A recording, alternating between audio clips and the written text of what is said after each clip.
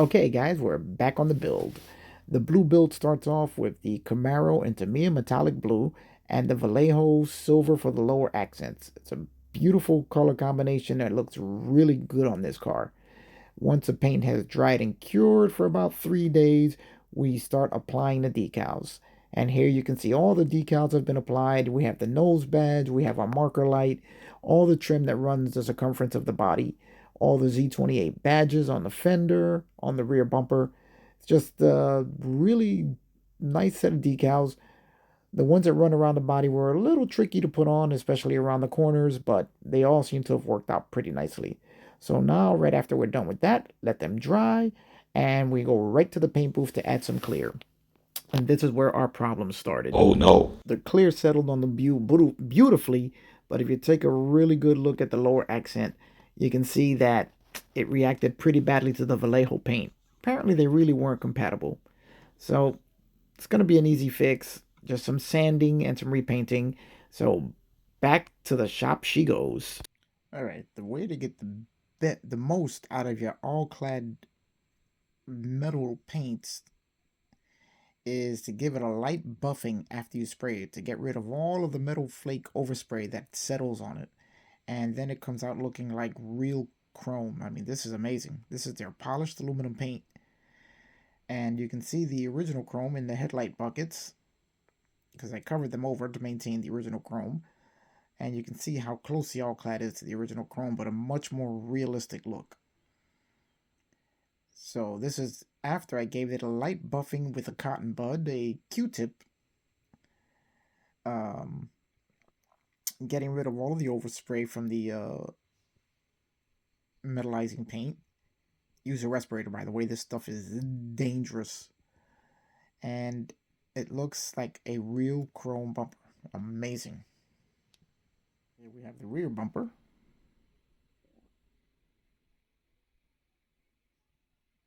A much more realistic looking chrome than the kit chrome. Very happy with the results.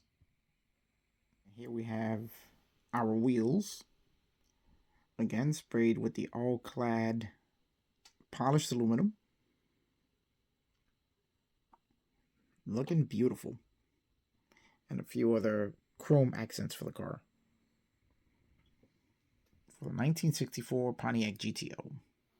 Okay, guys, we're looking at the 64 GTO body. We're going to go over a bunch of stuff that I've done so far as we're moving along with the blue build.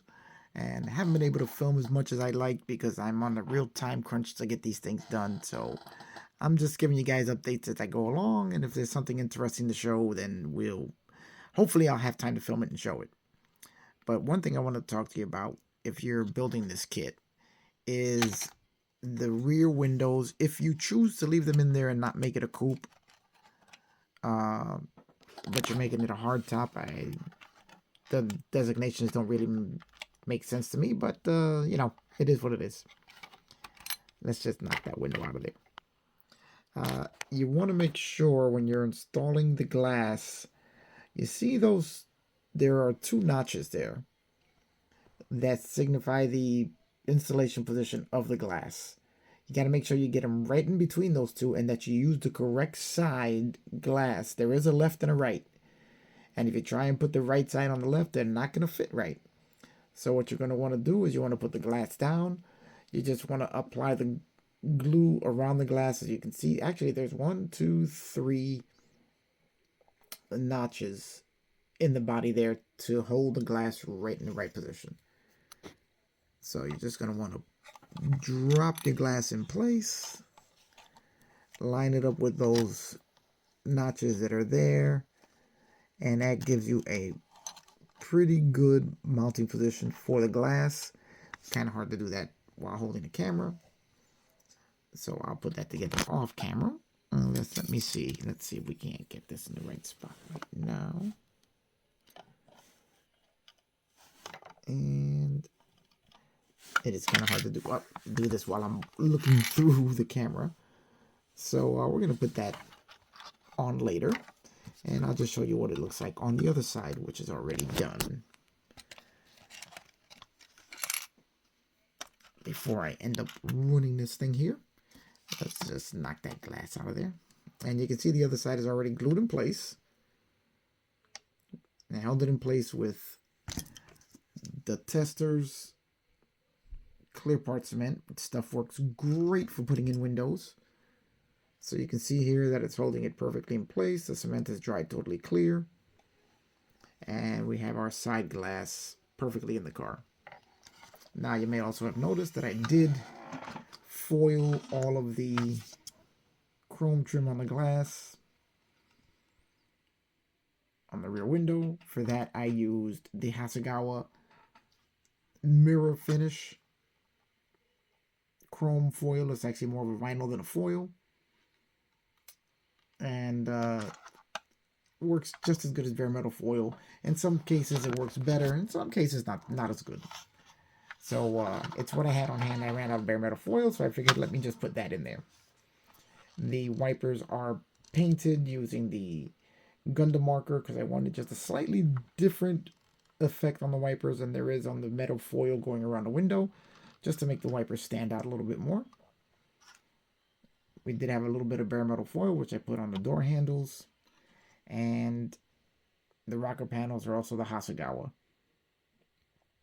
Now, I did go and I re-polished and wet sanded this entire body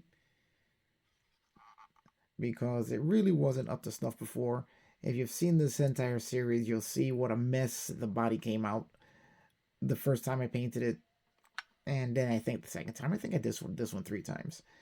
And then when I put a clear over it, it had a weird reaction. It's a ton of little ridges appeared in the clear based on what was going on with the paint underneath it.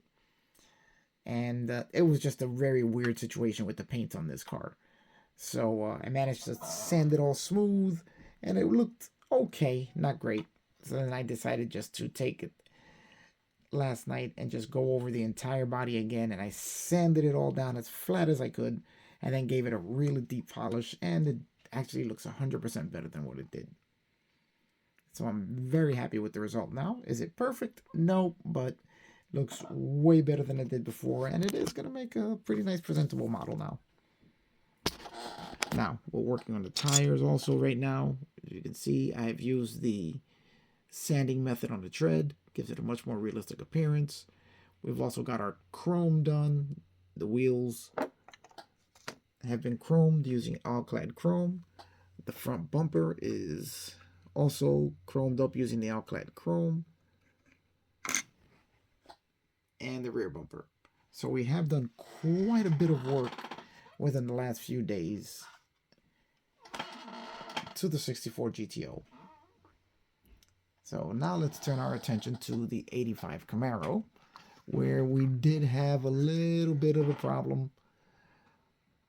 The blue is beautiful. Came out fantastic. Exactly what I was trying for. The clear is great. The paint quality is great. But my problem was with the lower silver trim. The paint I used reacted very badly with the Tamiya TS13 and gave me all sorts of little cracks in the paint. So I had to sand that all down. It's going to be an easy fix, but it is going to add a little more time to this job. And hopefully I will get that repainted tomorrow and get everything all settled nice tomorrow. Okay, guys, just wanted to talk to you a little bit about the glass on this car. We already have it all installed, as we discussed previously on the last video. Now, one thing I wanted to point out is the front and rear glass are connected by these 2 strips of plastic here.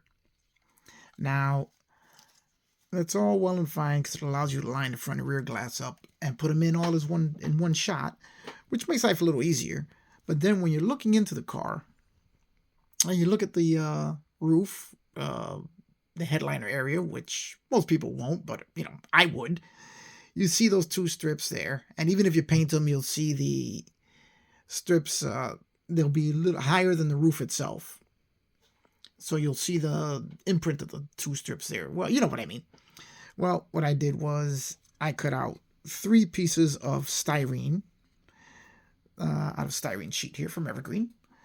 And the yellow is the tape that I used to make the mask of. and put them in there. They're the same height as the window uh, connector piece here. So that now, once I glue everything in place, I can lay my headliner material down, and it'll be a nice smooth headliner going all the way across without the two bumps from the raised areas, which are from the glass going down to the roof, then back up to the glass and down to the roof.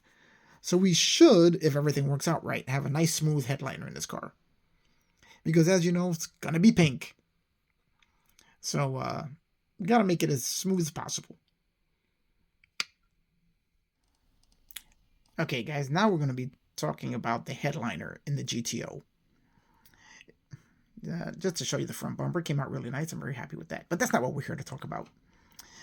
If you look into the car, let's say you're looking at the car and you're looking up, this is what you're going to see. You're going to see these two clear strips running across the roof, and they sit they're a little bit, they're thicker than the roof itself, and those are the two connecting uh, pieces of plastic that hold the windshield, front and rear windshield together, so that when you put them in one shot, they line up very nicely. Now, the only problem is that it leaves a raised area on the roof where those two connecting strips there run over the roof. And the problem with that is that even if you paint it, you're going to see those raised ridges. So what I did was I made these yellow pieces here, which are basically stripped pieces of styrene covered in a template that I made. This is the third portion to cover the outer piece of the glass heading toward the door. And you just insert it into place. And now they're the same height as the windshield plastic. And so now we'll have a smooth transition all the way across the roof of the car, where I can lay the headliner material in and not have two strips of raised areas going from front to rear on the roof. If you get what I mean. So this should work out nicely to give us a nice smooth headliner. Okay, here we go with the finished headliner. You see I laid some of the Tamiya masking tape over it to give it one large smooth surface. And now you can see how smooth the headliner looks once we apply some color and our pink material to the headliner itself. It's gonna look, well, pink, but it should work out nicely.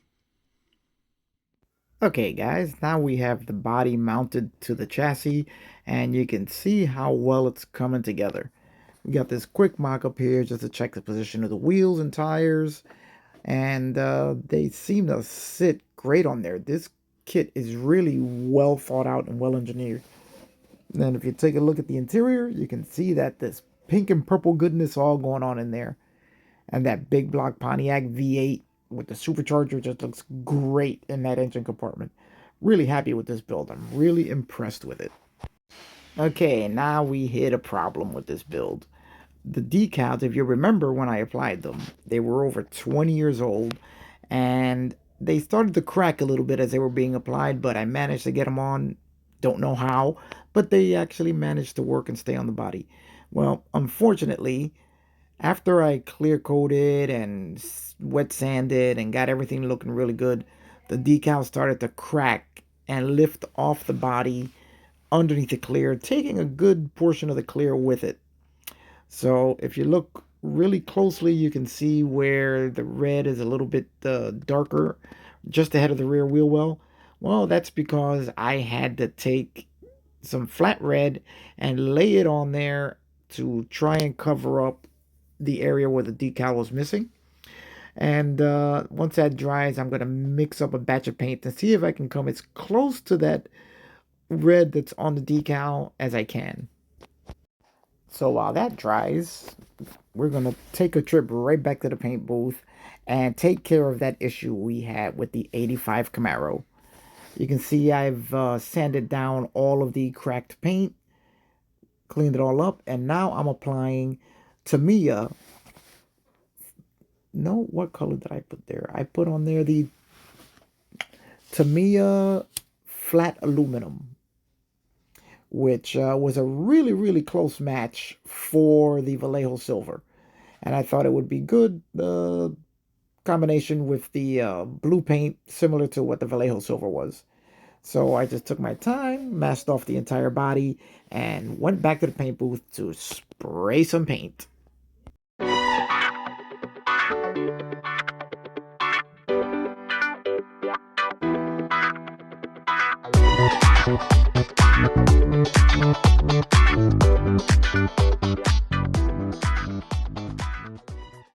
Okay, guys, this is done, and she's looking good again. I don't think I'm gonna have any trouble with the clear on this one, as Tamiya paints generally always play nicely with each other. So now we'll let this sit and cure, and then we're gonna get ready to apply the clear, which means more masking and more clearing. So that's where we're at with the blue build. So we're gonna keep going on these and bring you to the next update when there's a little more to show. All right, guys. See you on the next one.